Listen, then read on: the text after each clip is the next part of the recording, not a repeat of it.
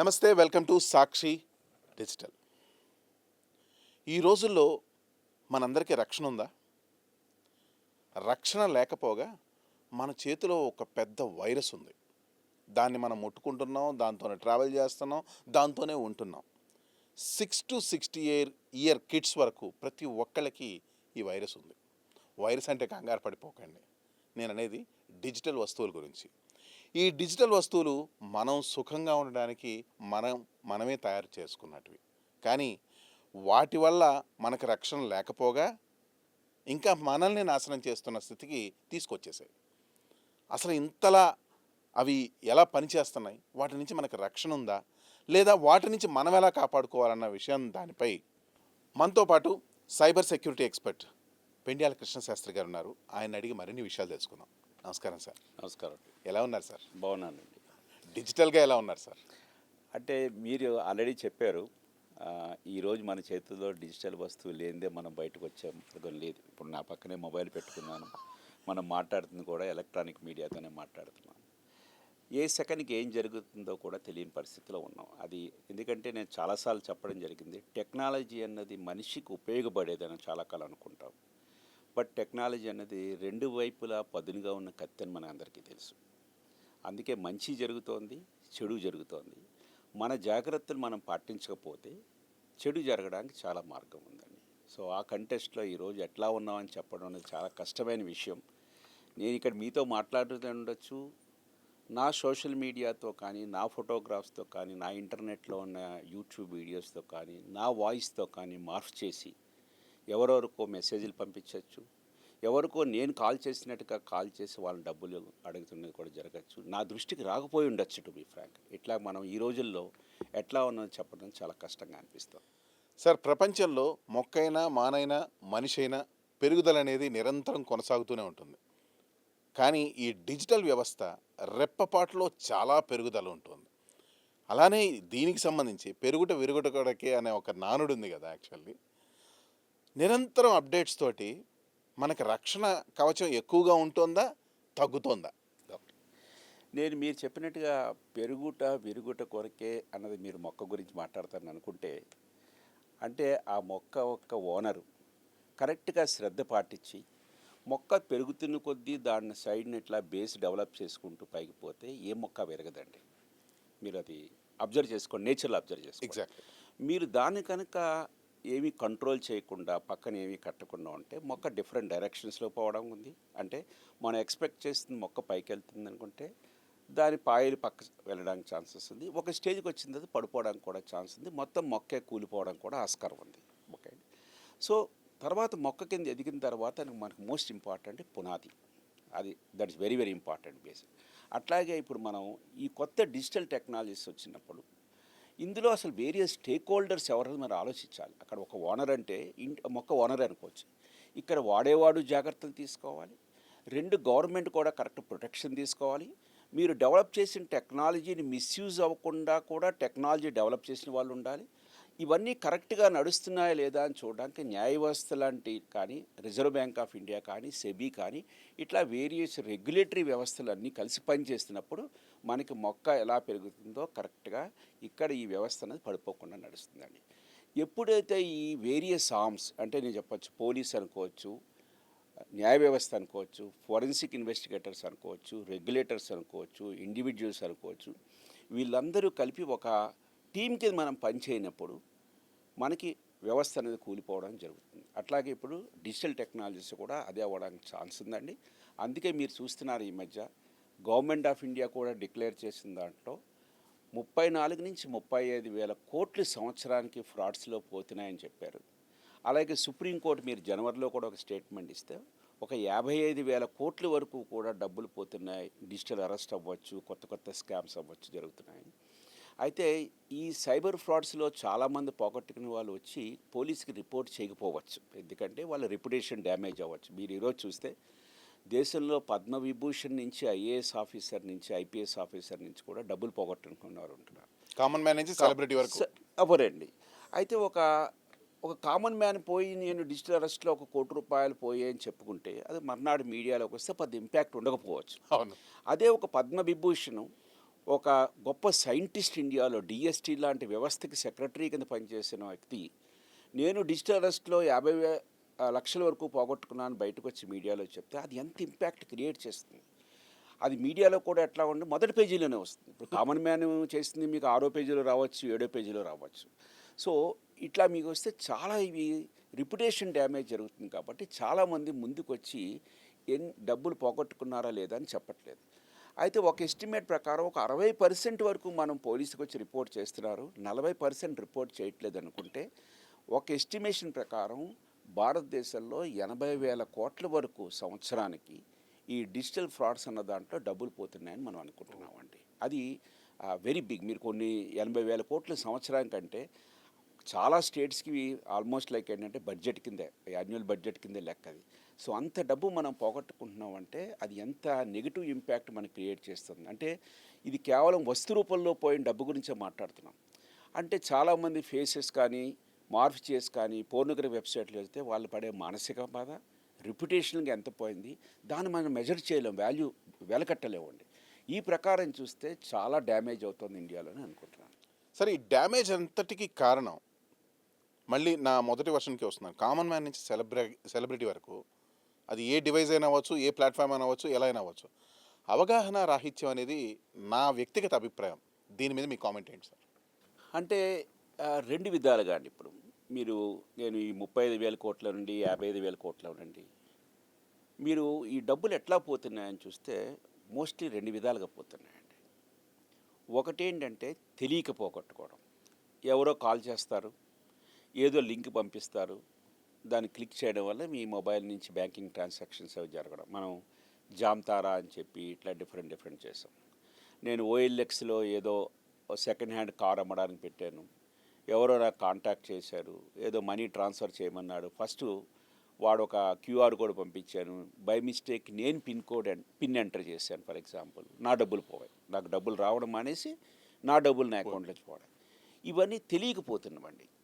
అయితే కొద్దిమంది ఏంటంటే ఏదో ₹1 పెడితే బిట్ కాయిన్లో రేపు డబ్బులు అయిపోతాయని ఇవి కావాలని డబ్బులు గ్రీడ్ ద్వారా పోతున్నాయండి. ఇది సెకండ్ కేటగిరీ. ఇప్పుడు నేను చాలా చూసా, మార్కెట్ స్కామ్స్ ఉన్నాయి. నేనేదో ఫేస్బుక్ చూస్తుంటా ఒక అడ్వర్టైజ్మెంట్ వస్తుంది. మీరు డీప్ ఫేక్ ద్వారా ఈ మధ్య చూసే ఉంటారు. మన Nirmala Sitharaman madam, honourable finance minister, ఆమె వీడియో డీప్ ఫేక్ క్రియేట్ చేసి ఈ పర్టికులర్ కంపెనీలో మీరు ఇన్వెస్ట్ చేయండి, 15,000 ఇన్వెస్ట్ చేస్తే మీకు ఒక 2 నెలల్లో 1,50,000 అయిపోతాయి. లేకపోతే మీకు వాట్సాప్లో ఒక లింక్ వస్తుంది, ఆ లింకులో ఎవరో ఒక లింక్ పంపించి ఈ కంపెనీలో మీరు ఇన్వెస్ట్ చేస్తే మీ డబ్బులు ఒక 15 డేస్లోనే 10 టైమ్స్ అయిపోతాయని ఇట్లా చేస్తారు. అంటే అందులో మీరు ఏం చేస్తారంటే ఆల్రెడీ కొద్దిమంది చార్జ్ చేస్తారు, నా డబ్బులు 10 టైమ్స్ అయిపోయాయి, 20 టైమ్స్ అంటే వాళ్ళే ఉంటారన్నమాట. అది మీకు ఒక నమ్మకాన్ని క్రియేట్ చేయడం వలన మీరు ఏం చేస్తారంటే మీరు కూడా ఇన్వెస్ట్ చేయడం జరుగుతుంది. అది కేవలం గ్రీడ్ వల్ల అండి. సో ఇది రెండు కూడా మీరు చెప్తే, ఒకటి గ్రీడ్ వల్ల పోతున్నాయి, ఒకటి నిజంగా టెక్నాలజీ ఎట్లా చేస్తుందో తెలియక 2 విధాలుగా పోతున్నాయండి. అది మీరు చెప్పినట్టుగా ఒక అవగాహన రాహిత్యం అని నేను అనను. బట్ ఒక మాట వాస్తవం, గ్రీడ్ అనేది చాలా ఎక్కువైపోయేది. ఆశ అండి మనిషికి. ప్రతి వాళ్ళకి కూడా డబ్బులు ఎట్లా డబుల్ చేసుకోవాలి, త్రిబుల్ చేసుకోవాలి వితిన్ 15 డేస్లో అని ఒక ఐడియాకి ఈ గ్రూప్స్లో జాయిన్ అయిపోవడం, డబ్బులు పోగొట్టుకోవడం, పోలీస్ స్టేషన్కి వెళ్ళి నాకు 5 కోట్లు పోయాయి, 3 కోట్లు పోయడం, ఈ ఇష్యూస్లోనే బాగా జరుగుతున్నాయి. ఈ స్కామ్స్ అన్నీ కూడా చాలా జరుగుతున్నాయి దీని మూలంగా. సరే, ఈ డిజిటల్ ఫ్రాడ్స్ అనేవి ఇప్పుడు మనకి కొద్ది మందిగా కొంత అవేర్నెస్ వస్తుంది. నిజానికి ఇవి పాతకాలంలో కూడా ఉన్నాయి కదండి? ఉన్నాయండి. అంటే ఓన్లీ మీడియం చేంజ్ అయింది. ఇప్పుడు మీరు ఈరోజు కూడా న్యూస్ పేపర్లో చదివితే ఏదో దిల్షు నగర్లో, కూకట్పల్లిలో ఎవరో ఒక లేడీ చిట్టీలు కట్టడం స్టార్ట్ చేయించి ప్రతి మనిషికి ఇంట్రెస్ట్ ఇంత ఇస్తానని చెప్పి తీసుకోవడం, ఒక ఏజెంట్స్ని రిక్రూట్ చేసుకోవడం, ఆ ఏజెంట్స్ కలెక్ట్ చేసుకుని చాలా మంచిది, నమ్మకంగా మీకు డబ్బులు ఇస్తుందని క్రియేట్ చేసుకోవడం, కొద్ది రోజులు ఇవ్వడం, తర్వాత ఆమె మాయమైపోవడం. మీరు చూస్తూనే ఉంటారు. 50 కోట్లు పోయే దిల్షు నగర్లో, 80 కోట్లు పోయే కూకట్పల్లిలో అని మీరు చూస్తూనే ఉంటారు. అంటే అదే మోడల్స్ ఆపరండి. ఇక్కడ ఓన్లీ ప్లాట్ఫామే డిఫరెంట్ అయిందండి. ఓకే, కానీ అక్కడ ఏంటంటే అట్లీస్ట్ మనిషిని చూసుకున్నాడు. అంటే రేపొద్దున ఎవరైనా కంప్లైంట్ చేస్తే ఒక ట్రేసబుల్ మెకానిజం ద్వారా మనిషిని ఐడెంటిఫై చేయడానికి ఛాన్స్ ఉందండి. ఇక్కడికి వచ్చేటప్పటికి మీకు ఏమవుతుందంటే ఇంటర్నెట్ కానీ మీకు ఎలక్ట్రానిక్ మీడియా కానీ గ్రేటెస్ట్ అడ్వాంటేజ్ అనుకోండి, డిసడ్వాంటేజ్ అనుకోండి, ఎనానిమిటీ. ఫర్ ఎగ్జాంపుల్ నాకు ఒక కాల్ వచ్చింది, వాట్సాప్ కాల్లో నేను డీపీ చూశాను, సచిన్ టెండూల్కర్ ఫోటోగ్రాఫ్ ఉంది. నేను లిఫ్ట్ చేస్తే అవతల వాళ్ళు సచిన్ టెండూల్కర్నే మారాలి. దాని అర్థం సచిన్ టెండూల్కర్ గారు ఫోన్ చేస్తున్నట్టు కాదు కదా మనకి. ఇక్కడ ఏంటంటే బిగ్గెస్ట్ డ్రాబ్యాక్ మీకు ఈ ఎలక్ట్రానిక్ మీడియాస్లో ఏంటంటే ఎనానిమిటీ అనేది బిగ్ ప్రాబ్లం అయిపోయింది. మనిషిని మనిషి చూడడం. అట్లా చూడని వ్యక్తి ద్వారా మీరు మనీ ట్రాన్స్ఫర్ చేస్తున్నారంటే మీరు ఎంత రిస్క్ తీసుకుంటున్నారో ఆలోచించండి. ప్రతి వాళ్ళకి ఏంటంటే అది చాలా రిస్క్ అండి. ఆ తర్వాత ఏమవుతుంది, చాలామంది అడుగుతారు, సార్ నా డబ్బులు వెళ్ళిపోయాయి, పోలీసులు ఎందుకు రికవర్ చేయలేకపోతున్నారు. ఈ మనీ ఏం చేస్తారంటే చాలా మ్యూల్ అకౌంట్స్ ఉన్నాయి. ఇప్పుడు మీరు బ్యాంక్ అకౌంట్స్ ఓపెన్ చేయాలంటే కేవైసీ నామ్స్ అని ఉంటాయి, నో యువర్ కస్టమర్ అని చెప్పి కొన్ని ఉంటాయండి. అయితే ఈ మధ్యకాలంలో ఏమవుతుందంటే ఈ బ్యాంక్ అకౌంట్లు ఓపెన్ చేయడం చాలా ఎక్కువైపోయాయి. బ్యాంక్స్ ఎక్కువైపోయి, పేమెంట్ బ్యాంక్స్ దగ్గర నుంచి డిఫరెంట్ బ్యాంక్స్ రావడం అయిపోయాయి. స్మాల్ బ్యాంక్స్ అని మీరు చేసి ఉంటారు అవన్నీ. ఇవన్నీ ఇంటర్ కనెక్టివిటీ కూడా అయిపోయాయి. ఈ ఇంటర్ కనెక్టివిటీ అయిపోవడం వల్ల చాలా మ్యూల్ అకౌంట్స్ రావడం అని జరిగిందండి. ఈ మ్యూల్ అకౌంట్స్ రావడం వల్ల ఏమవుతుందంటే ఒక్కసారి మనీ ట్రాన్స్ఫర్ అయిన తర్వాత ఆ ఫ్రాడిస్టర్స్ని మీ అకౌంట్ నుంచి 14-15 బ్యాంక్ అకౌంట్లోకి ఒక అరగంటలో ట్రాన్స్ఫర్ చేస్తారు. అంటే మీ దగ్గర మీరు కంప్లైంట్ చేస్తే పోలీసు వెళ్ళి బ్యాంక్ నుంచి రికవర్ చేయడానికి మ్యాక్సిమం టైం ఒక అరగంటే ఉంటుందండి. అంత ఈజీ కాదు అది. 14-15 బ్యాంకుల్లో వేరియస్ బ్యాంక్ అకౌంట్లోకి వెళ్ళి ఫైనల్గా ట్రేస్ చేయడం చాలా కష్టతరమైంది. ఎందుకంటే ప్రతి బ్యాంక్ నుంచి మీరు డేటా తీసుకోవాలి, ఫిజికల్గా ఎక్కడున్నారో చూసుకోవాలి. అట్లా ఫైనల్గా మీరు ఎక్కడికైనా వెళ్ళి మనిషిని ఐడెంటిఫై చేసినా ఆ అకౌంట్ ఎవరి పేరు మీద ఉంటుంది, దానికి సంబంధించిన ఏటీఎం కార్డు, బ్యాంకింగ్ ట్రాన్సాక్షన్ జరిగేది ఒక వ్యక్తి చేస్తాడు. అందుకే మీ ఈరోజు ఏం చెప్తాను అంటే crime has become a service అని చెప్తాను. అంటే ఫర్ ఎగ్జాంపుల్ మీకు కాల్ వచ్చిందనుకోండి, జామతారా నుంచి ఎక్కడి నుంచో కాల్ వచ్చిందని అనుకోండి, అంటే కాల్ చేసేవాడు ఒకడు ఉంటాడండి, మీ దగ్గర నుంచి ఇన్ఫర్మేషన్ క్లిక్ చేయించేటట్టుగా ఒకడు ఉంటాడు, దాని తర్వాత మీ ఓటీపీ క్యాప్చర్ చేసుకునేవాడు ఒకడు ఉంటాడు, ఇంకో బ్యాంక్ అకౌంట్లోకి ట్రాన్స్ఫర్ చేసే వాళ్ళు ఉంటారు. అక్కడి నుంచి 10-15 బ్యాంక్ అకౌంట్లోకి ట్రాన్స్ఫర్ చేయడానికి ఒక రూమ్స్ ఉంటాయి, పెద్ద పెద్ద రూమ్లో కూర్చుని ఉంటారు వీళ్ళు. ఓ పెద్ద వ్యవస్థ అండి ఇది. నేను అందుకే చెప్పేది పెద్ద సర్వీస్ ఆర్గనైజేషన్ అన్నమాట. మీరు కాల్ సెంటర్స్ ఎట్లా అంటారో ఇది పెద్ద కాల్ సెంటర్ కింద వేల మీద పనిచేస్తుంటారు అన్నమాట. మీరు ఎక్కడైనా చూస్తే కూడా పోలీస్ రేడ్ చేసి ఇచ్చేసిన చోట మీరు చూసే ఉంటారు, చాలామంది రూమ్లో 50-60 మంది ఉంటుంటారు. వాళ్ళ డ్యూటీ ఇది మాట అండి. వాళ్ళు ట్రాన్స్ఫర్ చేస్తారు. ఫైనల్లీ ఎవరో మనీ ఫిజికల్గా ఎక్కడో తీసుకుంటారు. ఈ రోజుల్లో ఫిజికల్లో తీసుకోవడం కూడా చేంజ్ అయిపోయిందండి. ఈ మనీ 14 ట్రాన్సాక్షన్ 15 జరిగిన తర్వాత దాన్ని క్రిప్టో ఎక్స్చేంజ్లోకి ట్రాన్స్ఫర్ చేసి అది వర్చువల్ కరెన్సీ కింద మీకు దుబాయ్ కానీ, హాంకాంగ్ కానీ, సింగపూర్ కానీ ఇట్లా బయట కంట్రీస్ పంపుతున్నారండి. సో ఈ వర్చువల్ కరెన్సీస్ మీకు ఎప్పుడు వచ్చేటప్పటికి ఏమవుతుందంటే ఈ వ్యాలెట్ అడ్రస్ అంటారు, మీరు బిట్ కాయిన్ అని వ్యాలెట్ అంటారు. ఈ వ్యాలెట్ ఎక్కడి నుంచి ఎక్కడికి వెళ్ళింది మనం ఐడెంటిఫై చేయొచ్చు, కానీ ఫైనల్గా అది కూడా మీకు ఆ ఎక్స్చేంజెస్ మీకు సపోర్ట్ చేసినప్పుడే ఓకే. అల్టిమేట్గా ఎవరి అకౌంట్లోకి వెళ్ళింది, ఆ అకౌంట్ ఎవరని చెప్పడం చాలా కష్టం. అంటే నా అకౌంట్ నుంచి మీకు వెళ్ళింది, మీ అకౌంట్ నుంచి ఇంకొకరికి వెళ్ళి చెప్పగలుగుతాం, కానీ ఆ ఫైనల్గా అకౌంట్ ఎవరనేది చెప్పడం చాలా కష్టం, ఎండ్ యూజర్ని కనుక్కోవడం చాలా కష్టం అండి. రెండోది ఏం చేస్తారంటే ఫ్రాడిస్టర్స్ చాలా తెలివైన వాళ్ళు ఉంటారు అన్నమాట. వాళ్ళు ఎట్లా చేస్తారంటే నేను ఒక ఏ కంట్రీ నుంచి ఈ కంట్రీకి మనీ ట్రాన్స్ఫర్ చేసినప్పుడు ఏ నుంచి బి, బి నుంచి సి, సి నుంచి డి ఇట్లా డిఫరెంట్ కంట్రీస్లో చేస్తామన్నమాట. ఆ మధ్యలో కొన్ని కంట్రీస్ రోగ్ నేషన్స్ ఉంటాయి. రోగ్ నేషన్స్ అంటే వాళ్ళు ఏం చేస్తారంటే దే డోంట్ సపోర్ట్. మన ఇండియన్ పోలీస్కి వాళ్ళు సపోర్ట్ చేయాలంటే కంపల్సరీగా మనకి కొన్ని అగ్రిమెంట్స్ అవి ఉండాలండి. వాళ్ళు సపోర్ట్ చేయరు మనకి. సో మీరేం చేస్తారు, బ్యాక్ ట్రాకింగ్ చేస్తున్నప్పుడు ఇలా బ్యాక్ ఈ నుంచి మీరు డీకి రాగలుగుతారు, డి నుంచి సికి వచ్చేటప్పటికి మీ ఇన్వెస్టిగేషన్ ఆగిపోతుందండి. అంటే సోర్స్ నుంచి డెస్టినేషన్కి వెళ్ళినప్పుడు మనీ, ఇన్వెస్టిగేషన్ ఎప్పుడు డెస్టినేషన్ నుంచి బ్యాక్ ట్రాక్ చేసుకుంటూ వచ్చినప్పుడు మధ్యలో ఒక చోట మీరు ఆగిపోవాల్సి వస్తుందండి. అంటే ఇప్పుడు కంట్రీస్ రోగ్ నేషన్స్ అని నేను చెప్పను, టు బి ఫ్రాంక్, చాలా కంట్రీస్ ఏం చేస్తున్నాయంటే డేటా ప్రైవసీ లాస్ అని కొత్తగా తీసుకొస్తున్నాయి. ఆ డేటా ప్రైవసీ లాస్ ప్రకారం వాడు ఏం చేస్తాడంటే మీరు నార్మల్గా అడిగితే మేము ప్రొవైడ్ చేయము, ఇది మా కంట్రీలో ప్రైవసీ యాక్ట్ ప్రకారం మా కస్టమర్ ఇన్ఫర్మేషన్ ఎవరికి ఇవ్వడానికి వీల్లేదంటారు. దీని మూలంగా ఏంటంటే దానికి మళ్ళీ మీరు ఇండియాలో ఇంటర్పోల్, సిబిఐ నుంచి మీరు రేస్ చేయడము, మ్యూచువల్ లీగల్ అసిస్టెంట్ ట్రీటీస్ ఉంటాయి, ఎంలాట్స్ అని, ఇవన్నీ ప్రాసెస్ మీకు అయ్యేటప్పటికి ఇట్ గోస్ టు ఇయర్స్ అండి.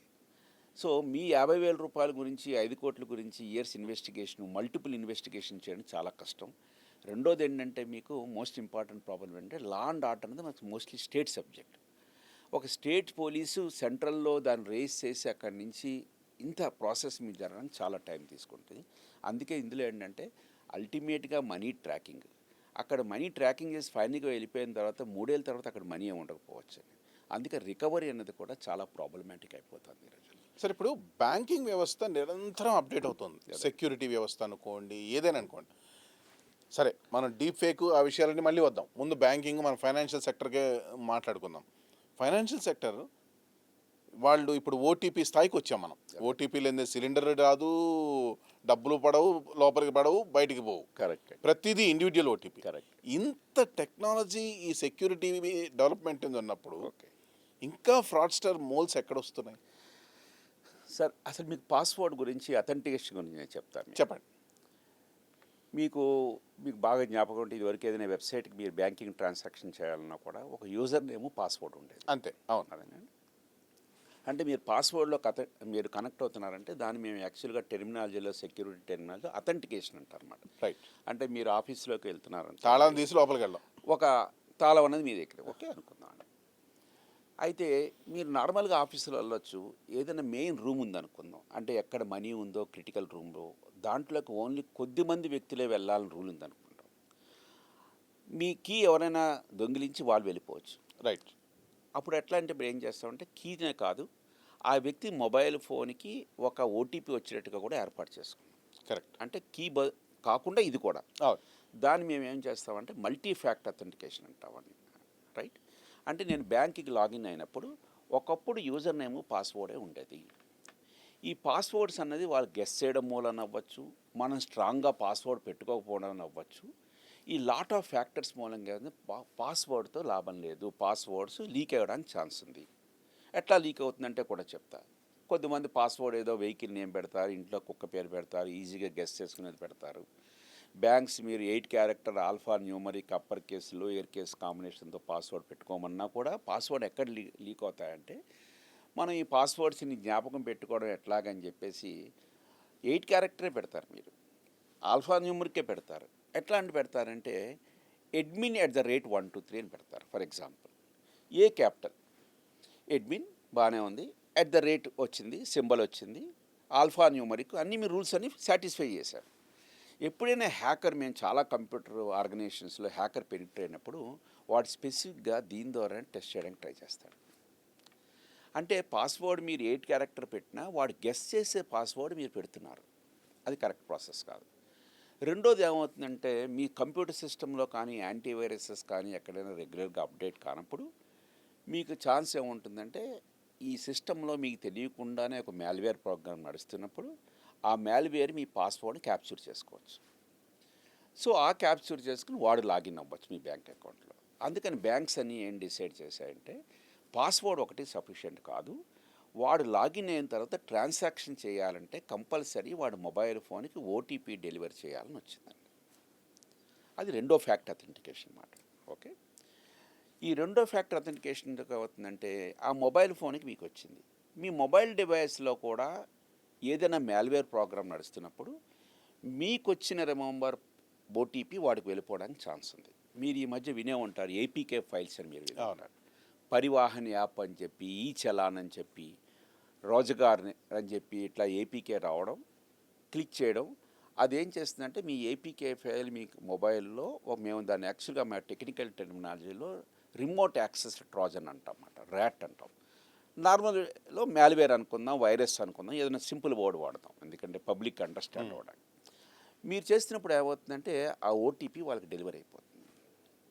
ఆ ఓటీపీ మీకు ఎప్పుడు డెలివరీ అయిపోతుందో ఆ బ్యాంకింగ్ ట్రాన్సాక్షన్ వారికి జరగడానికి ఉంది. అంటే ఈరోజు ఓటీపీలో కూడా లీక్ అవ్వడానికి ఛాన్స్ ఉంది. అంటే ఈ రెండో ఫ్యాక్టర్ కూడా లాభం లేదు. ఓకే అండి. మూడో ఫ్యాక్టర్ తీసుకొద్దామా అనుకుందాం. అందుకే మేము ఏం చేస్తామంటే, మీరు దేనైనా అథెంటికేషన్ జరిగినప్పుడు మీరు 1990s జేమ్స్ బాండ్ మూవీస్ చూడండి. జేమ్స్ బాండ్ బిల్డింగ్లో ఎంటర్ అవుతున్నప్పుడు ఒక నెంబర్ కొడతాడు, అది పాస్వర్డ్ అనుకుందాం. తర్వాత జేబులోంచి ఒక కార్డ్ తీసి స్వైప్ చేస్తాడు. తర్వాత అక్కడ నిలబడతాడు, ఇలా చేతి కంప్లీట్గా పెడతాడు, లేకపోతే ఫింగర్ ప్రింట్ పెడతాడు, ఫేసులు పెడతాడు. సో మేము బేసికల్గా అథెంటికేషన్కి 3 వెరైటీస్ వాడాలండి. అంటే వాట్ యు నో, అంటే వాట్ యు నో అంటే పిన్ నెంబర్ కానీ పాస్వర్డ్ కానీ what you no. Second is what you have, అంటే బయోమెట్రిక్ కార్డు కానీ, లోపలికి వెళ్తున్నప్పుడు ఏమైనా స్మార్ట్ కార్డ్స్ అని మీరు వినే ఉంటారు కదా, అది కానీ, మీ మొబైల్ ఫోన్కి ఓటీపీ వస్తుంది కాబట్టి మీ మొబైల్ ఫోన్ బైండ్ అయి ఉంది కాబట్టి మొబైల్ ఫోన్ కాదు. That is what you have. Third is category is called what you are. అంటే వాట్ యు ఆర్ అంటే అది నీ దగ్గరే ఉంటుంది, మీ పర్సనల్ క్వాలిటీ మ్యాటర్. అంటే మీ ఫింగర్ ప్రింట్ అవ్వచ్చు, పామ్ ప్యాటర్న్ అవ్వచ్చు, ఐరిస్ ప్యాటర్న్ అవ్వచ్చు, ఫేషియల్ రికగ్నిషన్ సిస్టమ్ అవ్వచ్చు. అంటే మీరు మోర్ సెక్యూరిటీ ఇంప్లిమెంట్ చేసుకుంటే ఈ ఛాన్సెస్ ఆఫ్ ఫ్రాడ్స్ అవ్వడానికి చాలా తక్కువ. అంటే హ్యాకర్కి నా పాస్వర్డ్ తెలవచ్చు, నా ఓటీపీ కూడా తెలిసింది అనుకోండి, కానీ నా ఫింగర్ ప్రింట్ తెలకపోవచ్చు కదా. పాయింట్ అర్థమైంది. అంటే నా ఫింగర్ ప్రింట్ కావాలంటే వాడు నా వెనకాల ఫాలో అయ్యి నేను ఎప్పుడైనా హోటల్లోకి వెళ్ళినప్పుడు నా హోటల్లోకి తాగిన నా కప్పుని వాడు తీసుకుని ఆ కప్పు మీద ఫింగర్ ప్రింట్ డెవలప్ చేసుకుని సిలికాన్ బేస్డ్ రబ్బర్ ద్వారా మీరు వినే ఉంటారు ఈ మధ్యకాలంలో కెమికల్స్ యూజ్ చేసి ఫింగర్ ప్రింట్ డెవలప్ చేసి అంత చేయడం. అంటే మీరు మోర్ ఇంప్లిమెంట్ చేసినప్పుడు ఏమవుతుందంటే ఛాన్సెస్ ఆర్ లెస్. రైట్. అదండి, అది best way. So what you have, what you know, what you are అనేది 3 మెథడ్స్ అండి. కానీ మీరు ఎక్కువ పెట్టారనుకోండి, ఒక బ్యాంకు 6 స్టెప్పులు ఫాలో అవ్వమని చెప్పింది అనుకోండి, ఒక బ్యాంక్ 2 స్టెప్పులే ఫాలో అని చెప్పింది అనుకోండి, ఆటోమేటిక్గా కస్టమర్కి కన్వీనియన్స్ కావాలి. ఓకే, అంటే నా ఇల్లుని ఒక పెద్ద కోట కింద మార్చేయలేను కదా నేను. కరెక్ట్. నాకు రావడానికి ఇంట్రెస్ట్ ఉండదు. ఇన్ని కంట్రోల్స్ చేయండి వాస్, ఓటీపీ అడుగుతున్నాడు, ఇది అడుగుతున్నాడు, ఇంత ఎలాగుంది అంటే ఇది ఎంత ఈజీగా ఉంది చూడని చెప్పి జనరల్ కస్టమర్. అంటే కస్టమర్ కన్వీనియన్స్ని కూడా మనం దృష్టిలో పెట్టుకుని బ్యాంక్స్ ఓకే కొన్ని రూల్స్ తీసుకొస్తున్నాయి. మీరు అప్ టు 5,000 రూపాయల ట్రాన్స్ఫర్ చేద్దాం అనుకున్నారు అనుకోండి, only user name password sufficient. 50,000 transfer చేద్దాం అనుకున్నారు అనుకోండి, user name password and OTP is important అన్నమాట. ఇంకా 1,00,00,000 రూపాయలు ట్రాన్స్ఫర్ చేద్దాం అనుకోండి, ఇంకో రూల్ పెట్టండి. అట్లా ఏంటంటే ఒకవేళ ఫ్రాడ్ జరిగినా కూడా ఇంపాక్ట్ మీ మీద అందుకని ఉండకూడదని చెప్పి ఇట్లా కొత్త రూల్స్ బ్యాంక్స్ తీసుకొస్తున్నాయండి. రిజర్వ్ బ్యాంక్ ఆఫ్ ఇండియా ప్రతి బ్యాంక్స్ని కూడా వీటిని స్టాండర్డైజ్ చేస్తుంది. టైం టు టైం మీకు ఇందాక చెప్పాను కదా, ఫ్రాడ్స్టర్స్ ఒక అకౌంట్లోకి ట్రాన్స్ఫర్ చేస్తున్నాను, దాని మ్యూల్ అకౌంట్స్ అంటాం అన్నమాట. ఆల్రెడీ బ్యాంక్స్ అన్నిటికీ కూడా రెగ్యులర్గా ఎన్ని మ్యూల్ అకౌంట్స్ ఉన్నాయి, కేవైసీ కరెక్ట్గా ఫాలో అవ్వండి, కరెక్ట్గా మనిషి ఐడెంటిఫై చేస్తేనే బ్యాంక్ అకౌంట్ ఓపెన్ చేయండి. తర్వాత మ్యూల్ అకౌంట్స్ ఉంటాయి. మ్యూల్ అకౌంట్స్ని ఎట్లా ఉంటాయంటే అకౌంట్ ఓపెన్ చేస్తాడు, అకౌంట్ ఓపెన్ చేసి దాంట్లో ట్రాన్సాక్షన్ రాదు. సడన్గా ఒకరోజు ఒక ఫ్రాడిస్టర్కి వీడి అకౌంట్ అమ్ముతాడు, నా అకౌంట్ ఉంది నువ్వు వాడుకో, నువ్వు 50,000 నా అకౌంట్ నుంచి ట్రాన్స్ఫర్ చేస్తే నాకు 10% కమిషన్ ఇచ్చేసి మిగతాది అక్కడ పెడతాను. ఈ బ్యాంక్స్ ఏం చేస్తున్నాయంటే ఇప్పుడు సాఫ్ట్వేర్స్ యూజ్ చేసి ఏదైనా అకౌంట్ 5-6 నెలలు ఏమీ ట్రాన్సాక్షన్ జరగకుండా ఉండి సడన్గా ఒక 50,000 60,000 అరగంటలో ట్రాన్స్ఫర్ అయిపోతే అది ఇమీడియట్గా ఫ్రాడ్యులెంట్ అకౌంట్ అని ఐడెంటిఫై చేసి దాన్ని ఆపుతున్నాయండి. రెడ్ ఫ్లాగ్ వస్తుంది. దీన్ని మ్యూల్ హంటర్స్ అని చెప్పి మీరు రిజర్వ్ బ్యాంక్ ఆఫ్ ఇండియా కూడా వాళ్ళు ఒక డెవలప్ చేశారు సాఫ్ట్వేర్. బ్యాంక్స్ కూడా వాళ్ళు రెగ్యులర్గా ఇంప్లిమెంట్ చేసి ఇట్లా కంట్రోల్ చేయడానికి వేరియస్ మెకానిజమ్స్ వాడుతున్నాయండి.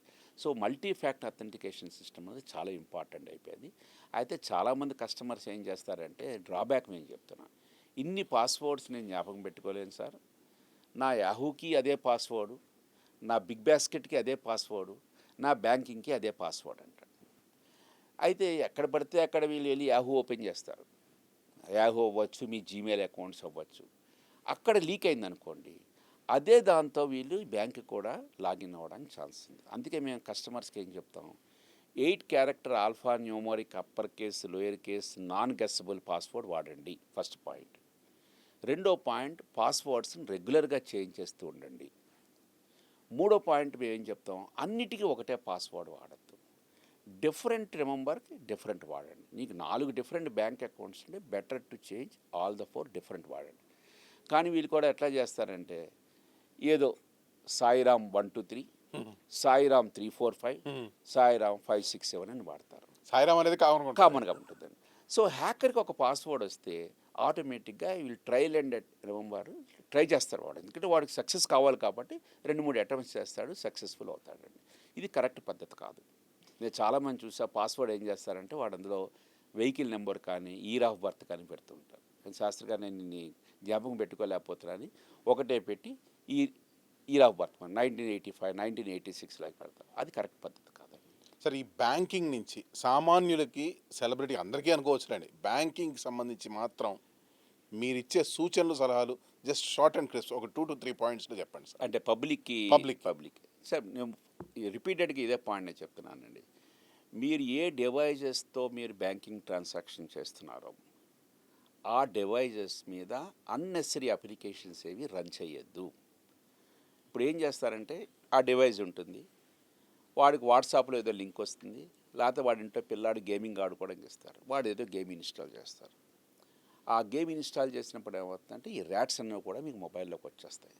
పిల్లలకి ఏం తెలుసు, ఏదో వెబ్సైట్ వెళ్తారు, డౌన్లోడ్ చేసుకుంటారు. పెద్దలకు కూడా తెలియదు. అది సో అందుకని మీరు ఏ డివైస్ అయితే బ్యాంకింగ్ ట్రాన్సాక్షన్స్కి వాటికి వాడుతున్నారో ఆ డివైస్ కంప్లీట్గా సేఫ్ అండ్ సెక్యూర్ డివైస్ కింద ఉండాలి. దాన్ని మేము శానిటైజ్డ్ డివైస్ అంటాం అన్నమాట. సో ఆ డివైస్ మీద మీరు ఏమీ చేయొద్దు, ఫస్ట్ పాయింట్. రెండు, non guessable alphanumeric upper case lower case కాంబినేషన్స్తో ఉన్న పాస్వర్డ్స్ వాడండి. రెగ్యులర్గా పాస్వర్డ్స్ చేంజ్ చేస్తూ ఉండండి. 10 అకౌంట్లు ఉంటే 10 అకౌంట్లకి ఒకటే పాస్వర్డ్ పెట్టద్దు. ఈ ప్రికాషన్స్ తీసుకుంటే 100%, అంటే మెయిల్లో అది వచ్చి ఇది వచ్చిన లింకులు కానీ క్లిక్ చేయడం అట్లా చేయొద్దు. ఎందుకంటే ఈ డివైస్ మీరు వేరేగా వాడారు కాబట్టి. అంటే ఇది ఎట్లా ఉంటుందంటే ఇంట్లో నీళ్ళ బంది వేరే ఉంటుంది, పూజా రూమ్లో వాడేది నీళ్ళ బంది వేరే ఉంటుంది. అట్లా దాన్ని ఒక శానిటైజ్డ్ డివైస్ కింద కానీ మనం వాడుకుంటే అప్పుడు మీకు ఇది వర్కౌట్ అవుతుంది, లేకపోతే ఫ్రాడ్యులెంట్ ట్రాన్సాక్షన్ జరగడానికి ఛాన్సెస్ ఉందండి. సార్, ఇప్పుడున్న సమాజంలో ప్రతి ఒక్కడికి ఒక డిజిటల్ అవతార్ అయితే ఉంది. అవతార్ ఇన్ ద సెన్స్ డిజిటల్గా వాడు కనెక్టెడ్. అది ఫోన్ అవ్వచ్చు, కంప్యూటర్ అవ్వచ్చు, ఇంటర్నెట్ అవ్వచ్చు, ఏమైనా అవ్వచ్చు. ఈ సమాజంలో ఈ డబ్బులు పోగొట్టుకోవడం పెద్ద సమస్య కాదు. డబ్బులు పోగొట్టుకుంటే మళ్ళీ సంపాదించుకుంటాం. కానీ దానితో పాటు చాలా చాలా దారుణమైన సంఘటనలు జరుగుతున్నాయి. మానసికంగా కుంగిపోయి జీవితాలే కోల్పోతున్న వాళ్ళు ఉన్నారు ఈ డిజిటల్ ప్రపంచం వల్ల. దాని ముఖ్యంగా first of all social media అనేది ఒక పెద్ద ఘోష అయిపోయింది. దీనివల్ల ఎక్కువ బాధితులు ముందు కామన్ మ్యాన్ గురించి ఆలోచిద్దాం సార్. కామన్ మ్యాన్ అనేది వాడు కొంతమంది చెప్పుకుంటున్నారు, కొంతమంది చెప్పుకోలేకపోతున్నారు. వాట్సాప్ అవ్వచ్చు, ఫేస్బుక్ అవ్వచ్చు, ఫ్రెండ్స్ కనెక్టివిటీ ఇదంతా అవ్వచ్చు. కానీ ఎక్కడో దగ్గర ఎవడో ఒకడు ఒక మాల్వేర్ లాంటి వాడు దూరి జీవితాన్ని నాశనం చేసి జీవితాన్ని తీసుకెళ్ళిపోతున్నాడు. దీన్ని మీద మీ కామెంట్, స్ట్రైట్ కామెంట్, అంటే ఆ సామాన్యుని పరిరక్షించుకునేది ఎలా? నేను డిజిటల్లో ఉన్నాను కానీ నేను కాపాడబడాలి ఎలా? అంటే అది రెండు సైడ్లు అండి, మీ సైడే కాదు, గవర్నమెంట్ సైడ్ కూడా మీకు చెప్తా. ఏమి లాస్ తీసుకొచ్చారు అది కూడా నేను చెప్తాను. రెమీడియల్ మెజర్స్ ఉన్నాయి కూడా చెప్తే, ఎవరైనా విక్టిమ్ అయిన తర్వాత కూడా. నీకు ఒక సింపుల్ కేసు చెప్తా. ఎట్లాగుంటుందంటే మీరు మానసికంగా ఏదో మార్పు చేశారన్న ఇష్యూలు కూడా కాకుండా ఈ మధ్య ఒక కొత్త కేసు మేము చూసాం. ఒక వైఫ్ అండ్ హస్బెండ్ వాళ్ళ పిల్లాడితో ఒక 15 డేస్కి ఏదో గోవా వెళ్దాం అనుకుంటున్నట్టున్నారు. వాళ్ళు బయలుదేరుతూ అపార్ట్మెంట్ ముందు ఫోటో తీసుకున్నారు. Bye bye Hyderabad, 15 days we're travelling to Goa అని. ఆ ఫోటో తీసుకుని ఏం చేశారంటే వాళ్ళు ఫేస్బుక్లో పెట్టారు. ఓకే అండి, వాళ్ళు వెళ్ళారు. అయితే అదే రోజు రాత్రి దొంగతనం జరిగింది. అదే వాళ్ళ ఇంట్లో దొంగతనం జరిగింది. అసలు దొంగతనం జరిగినప్పుడు యాజ్ యూజువల్గా సీసీటీవీ కెమెరాస్ చూసి పోలీసులు ఐడెంటిఫై చేసి ఆ దొంగను పట్టుకున్నారు. ఇక్కడ అన్ఫార్చునేట్ ఏంటంటే దొంగ కూడా బీటెక్ కంప్యూటర్ సైన్స్ చేసిన వాడే, క్వాలిఫైడ్. అయితే వాడు నువ్వు దొంగతనం ఎట్లా చేసావురా, వీళ్ళు ఊరు వెళ్ళినట్టుగా నీకు అదే ఎట్లా తెలిసిందని వాడిని అడగడం జరిగింది. వాడు ఏం చేస్తాడంటే సోషల్ మీడియాలో పోస్టులన్నీ చూస్తూ ఉంటాడు. వాడికి ఈ పోస్ట్ కంటపడింది. వీళ్ళు పోస్ట్ చేసిన ఫోటోగ్రాఫ్ని తీసుకుని గూగుల్లో మీకు గూగుల్ లెన్స్ అనేవి ఉంటుంటాయి. మీరు ఆ ఫోటోగ్రాఫ్ని మీరు అప్లోడ్ చేస్తే ఆ ఏఏలో కూడా ఇప్పుడు చాలా వచ్చాయి. ఆ బ్యాక్గ్రౌండ్లో ఉన్న అపార్ట్మెంట్ లొకేషన్ జియో లొకేషన్ ఇస్తుంది మీకు. ఓకే, ఫర్ ఎగ్జాంపుల్ నేను ఎక్కడో బెంగళూరులో ఒక రెస్టారెంట్కి వెళ్ళి బ్రేక్ఫాస్ట్ చేశాను. ఆ రెస్టారెంట్ ఫోటో అక్కడ ఉంది, had a very good breakfast, selfie తీసుకు పెట్టాను. ఆ బ్రేక్ఫాస్ట్ ఎక్కడుందో మీకు తెలుసుకోవాలి, మీకు ఉంది, మీరు చూసారు ఆ ఫోటో. మీరు వెళ్ళి దాన్ని తీసుకెళ్ళి గూగుల్ లెన్స్లో అక్కడ పెట్టినప్పుడు అది ఆ వెనకాల బ్యాక్గ్రౌండ్ బట్టి దాన్ని బట్టి ఇమేజ్ ఐడెంటిఫై చేసి ఈ లాటిట్యూడ్ లాంగిట్యూడ్లో ఈ రోడ్డు మీద ఉందని చెప్పి చెప్తుందండి. అలాగే ఈ దొంగకి ఈ అపార్ట్మెంట్ ఎక్కడుందో చూపించింది. వాడు ఆ ఫోటో పెట్టుకుని అపార్ట్మెంట్ దగ్గరికి వెళ్ళి సెక్యూరిటీ గార్డ్కి నేను ఏదో ఇలాగా ఆన్లైన్లో ట్రాన్స్ఫర్ చేసే బ్లింకిట్లని ఇట్లా ఉంటుంటాయి కదా, ఇలా డెలివరీ బాయ్ అని చెప్పి ఇది వాళ్ళ ఫోటోగ్రాఫ్ వీళ్ళకి నేను డెలివరీ చేయాలంటే వాచ్మెన్కి ఏం తెలుసు, వాడు 302లో ఉంటారని చెప్పాడు. వాడికి తెలియదు వీళ్ళు ఊరు వెళ్ళినట్టుగా. అంటే వాళ్ళు 302 అపార్ట్మెంట్ అని వాడు తెలిసి అదే రోజు రాత్రి, వీళ్ళు ఆల్రెడీ 15 రోజులు మేము హైదరాబాద్ నుంచి వెళ్తున్నాం అని పెట్టారు కదా, అక్కడ దొంగతనం చేశాడు. అంటే మీరు పోస్ట్ చేసిన ఫోటోగ్రాఫు మీ ఇంట్లో దొంగతనాన్ని జరగడానికి కూడా ఛాన్స్ ఉంది. తాళాలు ఇచ్చినట్టే. అంతేనండి. ఫస్ట్ ఏంటంటే పబ్లిక్ అసలు ఏది పోస్ట్ చేయాలి, ఏది పోస్ట్ చేయకూడదు కూడా తెలియట్లేదు. కరెక్ట్. అది ఫస్ట్ పాయింట్ అండి. క్రేజీ. అంటే మనమే గొయ్యి తవ్వుకుంటున్నాం. పక్కాడినందుకు మీరు అడ్వాంటేజ్ ఇస్తున్నప్పుడు వాడు రిప్లేస్ చేసుకుంటున్నాడు అంతే. అసలు ఫస్ట్ ఏది పోస్ట్ చేయాలి, ఏది పోస్ట్ చేయకూడదని వీళ్ళకి తెలవాలండి. అంటే కంప్లీట్ డీటెయిల్స్ ఎట్లా రాస్తారు? ఏదో జాతకం చెప్తుంది మా ఫేస్బుక్ అని ఫేస్బుక్ని ఓపెన్ చేసిన వాడు ఏమైనా అడిగితే details, date of birth, place of birth, time of birth మొత్తం అంతా రాసేస్తాడు. నువ్వు రాస్తే రాయి, పబ్లిక్కి అదంతా కనిపించేటట్టుగా పెడతాడండి. సో ఫస్ట్ పాయింట్ ఏంటంటే ఏది పోస్ట్ చేయాలి, ఏది పోస్ట్ చేయకూడదు, ఏ డేటా సోషల్ మీడియాకి ఇవ్వాలి, ఇవ్వకూడదు ఫస్ట్ పాయింట్ పబ్లిక్ తెలవాలి. పోనీ నువ్వు పోస్ట్ చేసావు, అది అడిగింది కంపల్సరీగా. పబ్లిక్ అందరూ చూడొచ్చా, ఓన్లీ ప్రైవేట్ అని అకౌంట్ అని తెలవాలండి. రైట్. మీకు ఫేస్బుక్లు కానీ వీటన్నిటికంటే ప్రైవసీ సెట్టింగ్స్ అని ఉంటాయి. వీళ్ళకి తెలియదు అసలు ప్రైవసీ సెట్టింగ్ అంటే ఏంటంటే. ఆ ప్రైవసీ సెట్టింగ్కి వెళ్ళి ఇది పబ్లిక్ కాదు ప్రైవేట్ అని మీరు అకౌంట్కి ప్రైవేట్కి పెట్టుకోవాలి. ప్రైవేట్ పెట్టుకున్న తర్వాత మీరు ఏదైనా పోస్ట్ చేస్తే దాన్ని ఎవరు యాక్సెస్ చేయొచ్చు, ఎవరు యాక్సెస్ చేయకూడదు మీరు పని పెట్టుకోవచ్చు. ఇవన్నీ కంపల్సరీగా privacy settings. Geo location of చేసుకోవాలి. వచ్చిన ప్రతి రిక్వెస్ట్ని యాక్సెప్ట్ చేయకూడదు. ఇవన్నీ మీరేమీ ఇంప్లిమెంటేషన్ చేయకుండా మీరు డైరెక్ట్గా ఫోటోగ్రాఫ్ పెట్టేసి ఆ ఫోటోగ్రాఫ్ అందరూ యాక్సెస్ చేసేటట్టుగా పెట్టి ఇంక్లూడింగ్ జియో లొకేషన్ కూడా మీరు ఆన్ చేస్తే ఏదైనా జరగడానికి ఛాన్స్ ఉందండి. సో మీరు కొన్ని ఫోటోగ్రాఫ్స్ని మీరు చూడండి, డౌన్లోడ్ చేసుకుందామన్నా డౌన్లోడ్ చేసుకోలేరు. మీరు ఆ ప్రైవసీ సెట్టింగ్స్లో చేంజ్ చేయాలి కంపల్సరీగా. ఎవరు డౌన్లోడ్ చేసుకోవచ్చు, ఎవరు డౌన్లోడ్ చేసుకోకూడదు. జియో లొకేషన్ ఆఫ్ చేసాం, మనం ఎక్కడున్నామో వాళ్ళు తెలియకూడదు. ఇట్లాంటి ఏ కంటెంట్ వీళ్ళు పోస్ట్ చేసుకోవాలో వీళ్ళకి తెలవాలండి. First and the foremost. Okay, that is very very clear about it. అవేమీ తెలియకుండా అప్లోడ్ చేసేస్తే ఎవరైనా డౌన్లోడ్ చేసుకుంటారు, ఎవరైనా కూడా దాన్ని మార్పు చేసి దాన్ని ఏదైనా వాడుకోవచ్చు. ఇంకంతే. తర్వాత ఈ చాలాసార్లు ఇవి జరిగిన తర్వాత వాళ్ళు ఏం చేస్తారంటే ఇమీడియట్గా పోలీసుకి కంప్లైంట్ చేసి, సార్ నేను అకౌంట్ బంద్ చేసేసాను అంటాడు. నా ఫేస్బుక్ క్లోజ్ చేసేసాను సార్, నా ట్విట్టర్ క్లోజ్ చేసేసాను, అన్నీ క్లోజ్ చేశాను, అన్నీ డిలీట్ చేసేసాను సార్, నా ఫేస్బుక్లో పోస్ట్ చేసిన ఫొటోస్ అన్నీ డిలీట్ చేసేయని చెప్తాడు. మీరు ఒక్కటి జ్ఞాపకం పెట్టుకోండి, ఒక్కసారి ఇంటర్నెట్లోకి వెళ్ళి మీరు సోషల్ మీడియాలో పెడితే తర్వాత మీరు డిలీట్ చేస్తే మీరు డిలీట్ చేశారు, కానీ ఇంటర్నెట్ నుంచి అది బయటకు పోలేదు. అదొక్కటి జ్ఞాపకం పెట్టుకోవాలండి. చాలామందికి ఏం చేస్తే, సార్ నేను ఫేస్బుక్ అకౌంట్ క్లోజ్ చేసేని జరిగిన తర్వాత అంటే మీరు అనుకుంటున్నారు మీ డేటా అంతా పోయింది అనుకుంటున్నారు. ఏం పోలేదండి, అది కంపల్సరీగా వెళ్ళిపోయింది. అందుకే ఒక్కసారి అకౌంట్ ఓపెన్ చేస్తే లైఫ్ లాంగ్ మీ డేటా అక్కడ ఉన్నట్టే. అంటే డెలిట్ చేసినోడైతే రిట్రైవ్ చేయలేడు, కానీ హ్యాకర్ చేతిలో ఉంటుంది. హ్యాకర్ అంటే మిగతా పబ్లిక్లో ఉంది, సర్వర్లో కూడా ఉందండి. సర్వర్లో కూడా ఉంది. ఆ పార్టీకి ఎవరైనా ట్యాగ్ చేసి ట్రాన్స్ఫర్ చేశారనుకోండి, ఫార్వర్డ్ చేసుకుని అక్కడ ఉంటుంది, అక్కడ మీరు డిలీట్ చేయలేరు. It can't be deleted for ever. Correct. అందుకే ఇంటర్నెట్లోకి మీరు ఒకసారి ఎంటర్ అయిన తర్వాత మీరు క్లోజ్ చేసుకుంటే మీ సాటిస్ఫాక్షన్కి అకౌంట్ క్లోజ్ చేసుకోవచ్చు, కానీ మీ డేటా పోతుంది. అందుకే పోస్ట్ చేసే ముందే జాగ్రత్త పడండి. అది first point I want to say. మన వ్యక్తిగత జీవితాన్ని పూర్తిగా బహిర్గతం చేస్తున్నాం. కరెక్ట్గా చెప్పాలంటే వ్యక్తిగత జీవితాన్ని బహిర్గతం చేస్తున్నాం. ఆ బహిర్గతం చేసింది ఎప్పటికీ పోదు, మాయ చేయలేము. ఓకే, అది పాయింట్. ఎందుకంటే ట్యాగింగ్ జరిగిపోవచ్చు, ఒకరి నుంచి వాళ్ళు ఫార్వర్డ్ జరిగిపోవచ్చు. మీరు ఒక ఫేస్బుక్లోనే ఉండొచ్చు, రేపొద్దున ట్విట్టర్లోకి మారిపోవచ్చు, యూట్యూబ్లోకి మారిపోవచ్చు. ఆ ఇమేజ్ని ఎవరైనా తీసుకొని మీరు చూసే ఉంటుంటారు సెక్స్టోర్షన్ కేసెస్ అని చెప్పి, ఒక వీడియోలో మీ ఫోటోగ్రాఫ్ పెట్టి దాన్ని ఒక వీడియో తయారు చేసి మీకే బెదిరించవచ్చు. సో ఇట్లాగేంటంటే దీన్ని కంట్రోల్ చేయడం చాలా కష్టం. అందుకే ఏదో కాలిన తర్వాత పట్టుకోవడం అని కాకుండా ముందే జాగ్రత్త పట్టుకోండి. ఏ డేటా ఇవ్వాలి, ఏ డేటా ఇవ్వకూడదు, ప్రైవసీ సెట్టింగ్స్లో దీన్ని ప్రైవేట్ అకౌంట్ కింద పెట్టుకోవడం, తర్వాత జియో లొకేషన్ స్టాప్ చేసుకోవడం ఇంపార్టెంట్ అండి. 2, ప్రతి స్ట్రేంజర్ నుంచి యాక్సెప్ట్ చేయొద్దు. రిక్వెస్ట్ రాగానే యాక్సెప్ట్ చేస్తారు. ఎందుకంటే మొట్టమొదటిలో క్రేజ్ ఎట్లా ఉంటుందంటే, మీకు నాకు నెంబర్ ఆఫ్ ఫాలోవర్స్ ఉన్నారా అని ఒక క్రేజ్ ఉంటుంది. ఆ క్రేజ్ మూలంగా ఏంటంటే వచ్చిన ప్రతి రిక్వెస్ట్ క్లిక్ చేస్తారు. దానికి రామిఫికేషన్స్ చాలా ఉంటాయండి. ఫర్ ఎగ్జాంపుల్ ఏమవుతుందంటే, నేను ఏదో ఒక పొలిటీషియన్స్ది నాకు వచ్చింది రిక్వెస్ట్, నేను పొలిటీషియన్స్ బొమ్మ చూసి యాక్సెప్ట్ చేశా. వాడు ఇమీడియట్గా ఏమవుతుందంటే నా అకౌంట్లో ఉన్న వాళ్ళందరినీ వాడు చూడగలుగుతాడు.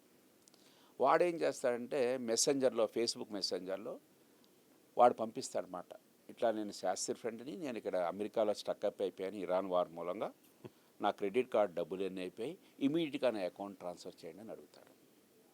మీరేంటో చూస్తారో వీడు మన ఫ్రెండే, శాస్త్రి ఫ్రెండే కదా అని చెప్పి మీరు యాక్సెప్ట్ చేస్తారు. మీకు చాలా అకౌంట్స్ ఫేక్ ఉంటాయండి. సో చాలా జాగ్రత్తగా ఉండాలి. ఏ స్ట్రేంజర్ దగ్గర నుంచి వెరిఫై చేయకుండా యాక్సెప్ట్ చేయొద్దు. ఎంతమంది ఫ్రెండ్స్ ఉన్నారు, మ్యూచువల్ ఫ్రెండ్స్ ఎంతమంది ఉన్నారు, ఎప్పటి నుంచి అకౌంట్ ఓపెన్ అయింది, మోస్ట్ ఇంపార్టెంట్ నేను చెప్తున్నా. 3 ఏళ్ళు 4 ఏళ్ళు మినిమం అకౌంట్ లేకపోతే మీరు ఓపెన్ చేయొద్దండి. ఎందుకంటే ఇవాళ క్రియేట్ చేస్తాడు, నలుగురు పంపిస్తాడు, ఎవరో ఒకరు క్లిక్ చేస్తాడు, మ్యూచువల్ కదా అని మీరు యాక్సెప్ట్ చేస్తారు. ఒకరి నుంచి అట్లా స్ప్రెడ్ అయిపోతున్నమాట. మీరు కనీసం దాన్ని చూసి అరే ఇదివరకు ఒక్కో ఫోటోగ్రాఫ్ ఉండేది, ఇప్పుడు కొత్త ఫోటోగ్రాఫ్ అదే నేమ్తో ఎలా వచ్చింది మీరు ఆలోచించాలి. అందుకే మీరేంటే ఆలోచించండి ఫస్ట్. తర్వాత ఏంటంటే ఐడెంటిఫై చేసి దెన్ కన్ఫర్మేషన్ చేసుకోండి. అంతేకాని ఆలోచించకుండా డైరెక్ట్గా క్లిక్ చేయొద్దు. అది సెకండ్ ప్రికాషన్. స్ట్రేంజర్స్ నుంచి అది యాక్సెప్ట్ చేయదు. స్ట్రేంజర్స్ నుంచి వచ్చిన తర్వాత వాళ్ళు స్ట్రేంజర్ ఏమైనా లింక్ పంపిస్తే తర్వాత ఆ లింక్ని మీరు క్లిక్ చేయొద్దండి. అది వెరీ వెరీ ఇంపార్టెంట్. సో ఆలోచించాలన్నమాట. ఆ లింక్ మీరు క్లిక్ చేయకుండా ఇది మీరు ఐడెంటిఫై చేయాలి. ఫస్ట్ ఈ బేసిక్ ప్రికాషన్స్ లేకపోతే సోషల్ మీడియా అనేది బిగ్ ప్రాబ్లం అయిపోయింది మనకి. తర్వాత మీకు ఇంకా ఈ సోషల్ మీడియా సైడ్ రెగ్యులేషన్సే ఉన్నాయి. మీకు ఇండియాలో government of India Indian information technology act అని 2001లో తీసుకొచ్చింది. అలాగే దానికి అమెండ్మెంట్స్ కూడా జరిగాయి. Indian information technology act 2008 amendments జరిగాయి. ఈ రెండూ కాకుండా 2021లో ఇన్ఫర్మేషన్ టెక్నాలజీ గైడ్లైన్స్ ఫర్ ఇంటర్మీడియటరీస్ అని వచ్చింది. ఇప్పుడు మీరు ఒక పోస్ట్ సోషల్ మీడియాలో పెట్టారనుకోండి, ఫేస్బుక్ అన్న వాళ్ళు ఇంటర్మీడియటరీ అంటారు అన్నమాట. యూట్యూబ్లో పెట్టారనుకోండి, యూట్యూబ్ వాళ్ళు ఇంటర్మీడియటరీ అంటారు అన్నమాట. వీళ్ళకి కొన్ని రెగ్యులేషన్స్ ఇచ్చింది. అది 2026 జనవరిలో మళ్ళీ అమెండ్మెంట్ చేసిందండి. వాటి ప్రకారం ఫస్ట్ పాయింట్ ఏం చెప్తానంటే, ఈ ఇంటర్మీడియట్స్ ఒకప్పుడు they are not liable for prosecution. వాళ్ళకేం తెలుసు, మీరు ఏదో అప్లోడ్ చేశారు, వాడు చూడ కదా ప్రతిదీ. తర్వాత గొడవ అయ్యి అది తీయమంటే చేస్తుంటారు. మీకు ఎప్పుడంటే మీరు 1990స్లోనే Baji.com అని ఒక పెద్ద ఇష్యూ జరిగింది, మీరు వినే ఉంటారు. అది ఆన్లైన్ ప్లాట్ఫామ్లో ఎవరో ఒక వీడియో తయారు చేశాడు, పోర్నోగ్రఫీ. ఆ పోర్నోగ్రఫీ వీడియో అప్లోడ్ చేశాడు. $5 అనుకున్నారు, కొద్దిమంది కొనుక్కున్నారు. అయితే వాడు criminal, no doubt about it. Okay, వాడిని అరెస్ట్ చేయొచ్చు. నువ్వు ఇక్కడ అప్లోడ్ చేసావు కదా అంటే ఈ ఇంటర్మీడియట్ని మనం అరెస్ట్ చేయలేం. అక్కడ అప్పుడు జరిగింది. మీరు Baji.com CEO ఇండియా వచ్చినప్పుడు వాడిని అరెస్ట్ చేశారు. పెద్ద గొడవ అయింది దాని గురించి. మీరు చూస్తే Baji.com SS government of India అంటే కేసు తెలుస్తుంది మీకు. వాళ్ళు అన్నది ఏంటంటే, నేను సర్వీస్ ప్రొవైడర్ని, ప్రతి వ్యక్తి ఏం అప్లోడ్ చేసాడో నాకు తెలియదు, అది డేటా ఎన్క్రిప్షన్లో ఉండొచ్చు. అందుకని చెప్పి వాడికి నేను స్టోరేజ్ స్పేస్ ప్రొవైడ్ చేశాను, దాన్ని వాడు దేనికి వాడుకుంటున్నాడు నాకేం రెస్పాన్సిబిలిటీ అని అన్నారు. ఐఎమ్ జస్ట్ ఏ ప్లాట్ఫామ్ అంతే ప్రొవైడర్. దాని మూలంగా ఏముందంటే 2026లో మీకు ఈ రూల్స్ 2021 ఏవైతే గైడ్లైన్స్, ఎథిక్స్, వీటికి కోడ్ ఆఫ్ ప్రాక్టీసెస్ వచ్చాయో ఇంటర్మీడియటరీకి, దాని ప్రకారం వెరీ బ్యూటిఫుల్ కాన్సెప్ట్ తీసుకొచ్చారు. ఫస్ట్ ఏంటంటే ప్లాట్ఫామ్స్ వాళ్ళకి తెలియనంతకాలం పర్వాలేదు, అంటే తెలిసి వాళ్ళు చేయకూడదు. ఫస్ట్ పాయింట్ అంటే వాళ్ళు నోటీస్కి వచ్చినప్పుడు వాళ్ళు యాక్షన్ తీసుకోవాలి. దానికి ఫస్ట్ వాళ్ళు ఏం చేశారంటే చీఫ్ కంప్లైన్స్ ఆఫీసర్ని ఒకళ్ళు పెట్టారన్నమాట. అంటే ఈ గవర్నమెంట్ పెట్టిన రూల్స్ అన్నీ ఫాలో అవుతున్నారో లేదో వాళ్ళు కంప్లై చేసి గవర్నమెంట్కి రిపోర్ట్ చేయాలి. అలాగే పబ్లిక్ ఎవరైనా వాళ్ళకి ఇన్ఫామ్ చేసినప్పుడు దానికి ఒక గ్రీవియన్స్ ఆఫీసర్ని అపాయింట్ చేయాలి కంపల్సరీగా. మూడోది ఏంటంటే ఒక పాయింట్ ఆఫ్ కాంటాక్ట్ 24/7 అవైలబిలిటీ ఉండాలి. అంటే ఒక పోలీస్కి సడన్గా అవసరమైందనుకోండి, యూట్యూబ్లో ఎవరైనా కమ్యూనల్ రైట్స్కి రావాల్సింది ఉందంటే కంపల్సరీగా వాడు నోడల్ సెంటర్ 24/7 ఇన్ఫామ్ చేయాలి, ఆ గ్రీవియన్స్ ఆఫీసర్కి చెప్పాలి.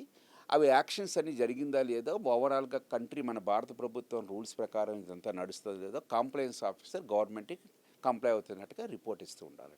కంపల్సరీ చేశారు అది పాయింట్. తర్వాత ఏంటంటే ఎవరైనా ఒక పోలీస్ కంప్లైంట్ చేసినప్పుడు వీళ్ళు ఇంటర్మీడియట్ని కాంటాక్ట్ చేసినప్పుడు 3 గంటల లోపల గవర్నమెంట్ ఆర్డర్ ప్రకారం కానీ కోర్టు ఆర్డర్ ప్రకారం కానీ వాళ్ళు అప్రోచ్ అయితే 3 గంటల లోపల అది కంపల్సరీగా రిమూవ్ చేసేసేయాలి. 3 hours time. ఓకే. తర్వాత ఏంటంటే అందులో ఏమైనా కనుక sensitive type of information, pornography type అంటే దానికి 2 గంటలే టైం ఇచ్చారన్నమాట. కంపల్సరీగా చేయవలసింది. చేసిన తర్వాత ఎవరైతే కంప్లైంట్ ఇచ్చారో వాటికి 7 రోజుల లోపల కంప్లైంట్ మీద ఏ యాక్షన్ తీసుకున్నాము, క్లోజ్ చేసామా లేదంతా కూడా ఇన్ఫర్మేషన్ ఇవ్వాలి. అంటే ఇవన్నీ వాళ్ళ దగ్గర నుంచి రూల్స్ పెట్టారన్నమాట. But at the same time ప్రతిదాన్ని వాళ్ళ మీద మనం కేసు చేయలేం. కరెక్ట్. అందుకని వాళ్ళు ఏం చేశారంటే మన ఇన్ఫర్మేషన్ అండ్ టెక్నాలజీ యాక్ట్లో సెక్షన్ 79 అని ఒకటి ఉంటుంది అన్నమాట. దాన్ని సేఫ్ హార్బర్ ప్రొవిజన్స్ అంటారు అన్నమాట. సేఫ్ హార్బర్ ప్రొవిజన్స్ ప్రకారం వాళ్ళకి ప్రొటెక్షన్ ఇచ్చారు సర్వీస్ ప్రొవైడర్. ఎందుకంటే సర్వీస్ ప్రొవైడర్ కనుక అందరినీ క్లోజ్ చేపిస్తే మీకు బిజినెస్ రన్ అవుతుంది మీకు. అందుకని వాళ్ళకి కూడా ఒక ప్రొటెక్షన్ ఇచ్చారు. ప్రొటెక్షన్ ఇచ్చి వాళ్ళకి ఏం చేస్తారు, నీకు తెలిసిన తర్వాత నువ్వు యాక్షన్ తీసుకోవాలి, తెలియనంత కాలం యు ఆర్ ప్రొటెక్టెడ్. అది సింపుల్ లేమెన్స్ లాంగ్వేజ్లో చెప్పడానికి. అయితే పబ్లిక్ ఎవరైనా కూడా cybercrime.gov.in గవర్నమెంట్ కానీ ఏదైనా పోలీస్ స్టేషన్ కానీ విక్టిమ్ అయినప్పుడు వీళ్ళు ఇన్ఫర్మేషన్ ఇస్తే కంపల్సరీగా పోలీస్ వాళ్ళని కాంటాక్ట్ చేస్తారు. వాళ్ళ ఆర్డర్ ప్రకారం 3 గంటల్లో ఆ కంటెంట్ డిలీట్ చేయబడుతుందండి. అది కంపల్సరీ 7 డేస్లో వీడికి ఏమైందనేది వీళ్ళు కంప్లీట్గా తెలుస్తుందండి. ఇది కంపల్సరీగా రూల్స్ చేశారు.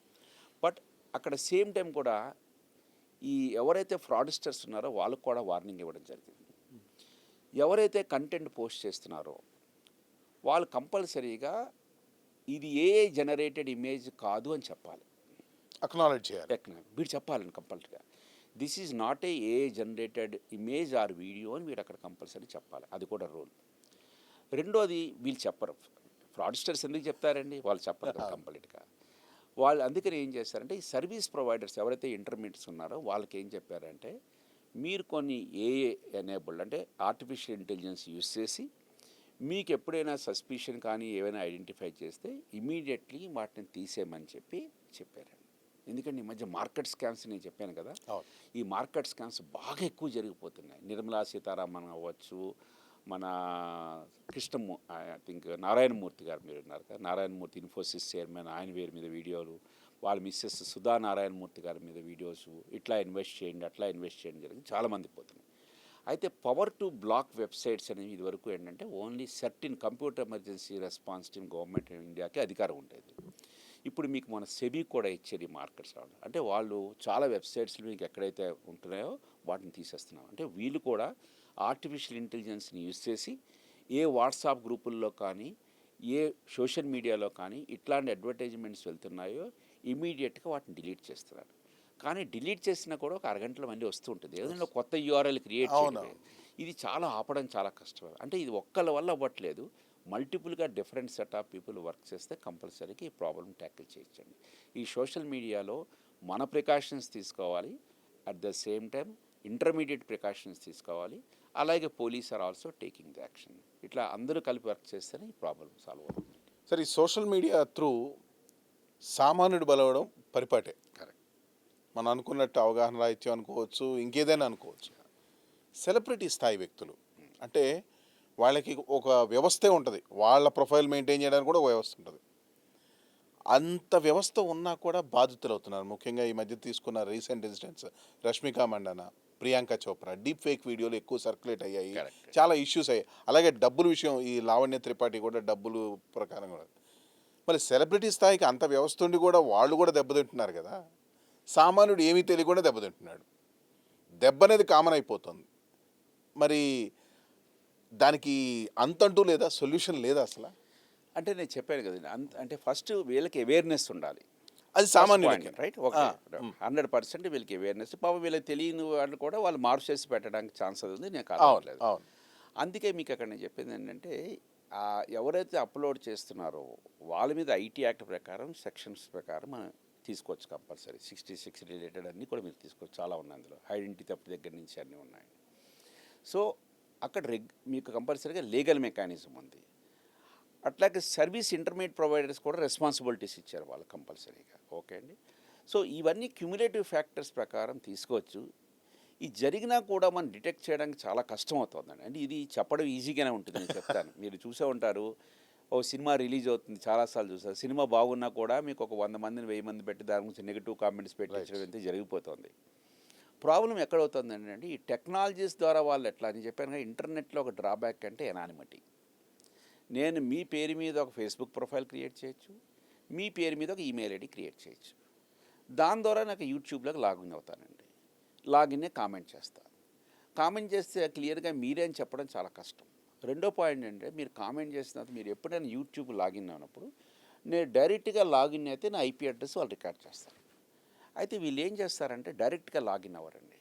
వీళ్ళు విపిఎన్స్ అని వాడతారు అనమాట, వర్చువల్ ప్రైవేట్ నెట్వర్క్స్ అని వాడతారు, లేకపోతే ప్రాక్సీ సర్వర్స్ అని కొన్ని వాడుతుంటారు. మీరు ఎప్పుడైతే వాటి ద్వారా మీరు యూట్యూబ్ కానీ సోషల్ మీడియాకి లాగిన్ అయినప్పుడు వాటి ఐపీ అడ్రస్సెస్ వాటికి వస్తుంది, కానీ మీ ఒరిజినల్ ఐపీ అడ్రస్ అని తెలియదండి. అట్లాంటప్పుడు tracing and tracking of these people is very tough task. ఎప్పుడైనా ఏ ఫ్రాడిస్టర్ అయినా అదే చేస్తారండి. ఓకే, ఒకవేళ ఐడెంటిఫై చేసినా కూడా అల్టిమేట్గా కేసు కోర్టులో ప్రూవ్ చేయడం అనేది చాలా ఇంపాసిబుల్. మీరు ఎంతవరకు చూస్తారంటే ఎవరో దాని బేసిస్ మీద అరెస్ట్ చేశారు, పోలీసులు తీసుకెళ్ళి జైల్లో పెట్టించారు అని చూస్తారు తప్పితే ఆ కేసు ప్రూవ్ అయిందా అని మీరు అల్టిమేట్గా ఐడెంటిఫై చేయండి. నిజంగా పర్ఫెక్ట్ లీగల్ నాలెడ్జ్ ఉంటే ఒక 2-3 క్వశ్చన్స్ కనుక లీగల్ డిఫెన్స్ లాయర్స్ కనుక ప్రాసిక్యూషన్ అడగగలిగితే ఆ కేసెస్ ప్రూవ్ చేయడం అనేది నెక్స్ట్ ఇంపాసిబుల్ అండి. నేను ఒకటే చెప్తాను, ఎందుకంటే పోలీస్ నేను ఈ ఐపీ అడ్రస్ ద్వారా ఈ వ్యక్తిని ఐడెంటిఫై చేశాను అన్నారు అనుకోండి, ఓ ఐపీ అడ్రస్ అది చెప్తాడు. కనుక డిఫెన్స్ లాయర్ కన్నా ఒక క్వశ్చన్ వేశారు అనుకోండి, is IP address can be spoofed, అంటే ఈ ఐపీ అడ్రస్ ఇది ఒరిజినల్ కాదు, ఇది ఫేక్ చేశాడని నువ్వు చెప్పగలవా అన్నాడు అనుకోండి, అది చెప్పడం నెక్స్ట్ ఇంపాసిబుల్ అండి. ఎందుకంటే సర్వీస్ ప్రొవైడర్ దగ్గర నుంచి ఆ హోస్ట్ చేసిన వాడి దగ్గర నుంచి మీకు డేటా రావాలి, అది రాదు.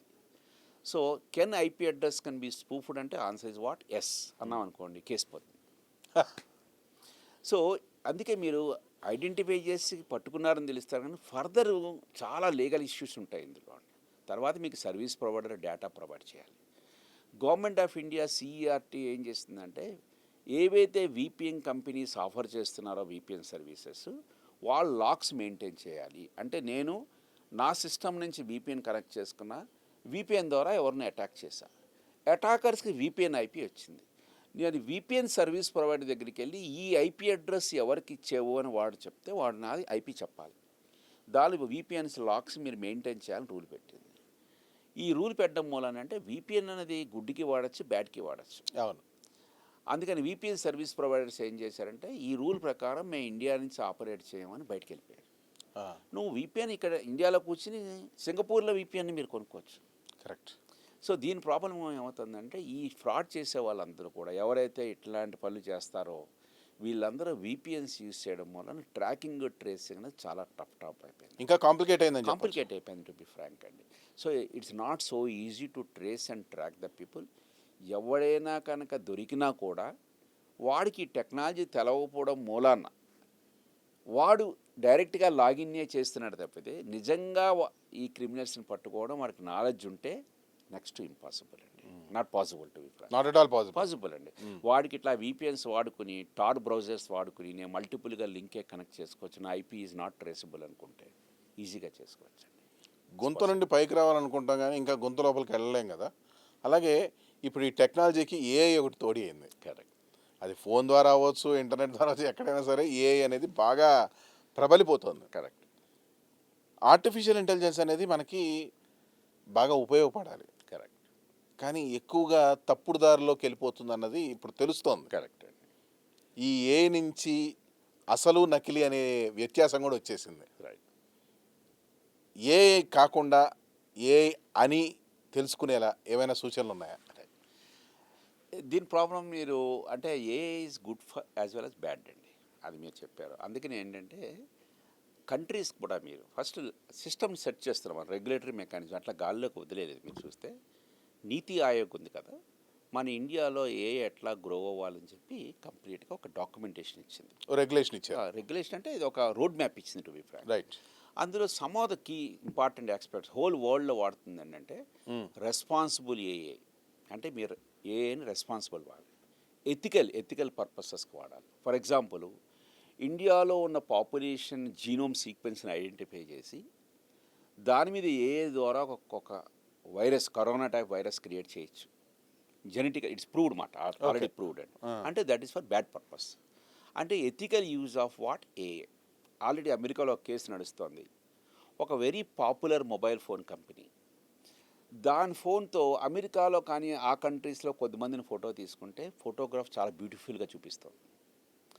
అదే ఏషియన్స్లోను వాళ్ళను చూస్తే వాడిని కొద్దిగా ఆక్వర్డ్గా చూపిస్తుంది. కేసు ఫైల్ అయింది ఆల్రెడీ. అంటే అందులో బిల్డ్ చేసిన ఏ ఆల్గారిథము ఒక రేషిజంను డెవలప్ చేయడానికి వాడుతోంది అని. ఫర్ ఎగ్జాంపుల్ కొన్ని చాట్ జీపీటీ లాంటి వాటిలోకి వెళ్ళి మీరు ఒక క్వశ్చన్ కట్టారనుకోండి, ఒక్కొక్కసారి రావచ్చు. ఆల్రెడీ ఈ ఏ మోడల్స్ ఏవైతే బిల్డ్ చేశారో రేసిజం డెవలప్ చేస్తున్నాయి, రీజనలిజం డెవలప్ చేస్తున్నాయి, అట్లాంటి ఆన్సర్స్ వస్తున్నాయి. అందుకే ఈ ఆల్గారిథమ్స్ అన్నీ కూడా పర్ఫెక్ట్గా డెవలప్ చేశారా, ఇవి ఒకరికి ఫేవర్ చేస్తున్నట్టుగాను చేయట్లేదు అని చూపించడానికి ఏం చేస్తారంటే రెస్పాన్సిబుల్ ఏఏ, ఎథికల్ ఏఏ అని డెవలప్ చేస్తున్నారు. అంటే మిస్యూజ్ ఆపడానికి ప్రయత్నాలు చాలా జరుగుతున్నాయి. ఓకే అండి, very very clear. For example నేను చెప్తా, ఏదైనా ఎక్స్ బ్యాంక్ క్రెడిట్ కార్డు మీకు ఆఫర్ చేసేటప్పుడు మీరు చాలాసార్లు మెసేజ్ వచ్చి ఉంటుంది, నీ 2 లక్షల రూపాయలు లిమిట్ని 6 లక్షలు చేస్తున్నాం. అది ఊరికే రాలేదండి.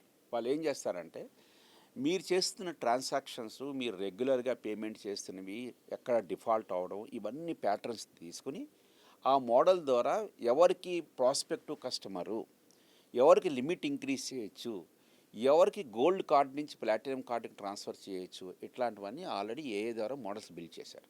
ఈ ప్రీ క్వాలిఫైడ్ ఆఫర్స్ అన్నీ అవేనండి? చాలా వస్తాయి. అంటే ఒరిజినల్ పెద్ద పెద్ద బ్యాంక్స్ అవన్నీ కూడా ఇంప్లిమెంటేషన్ చేశారు. రైట్. ఓకే అండి.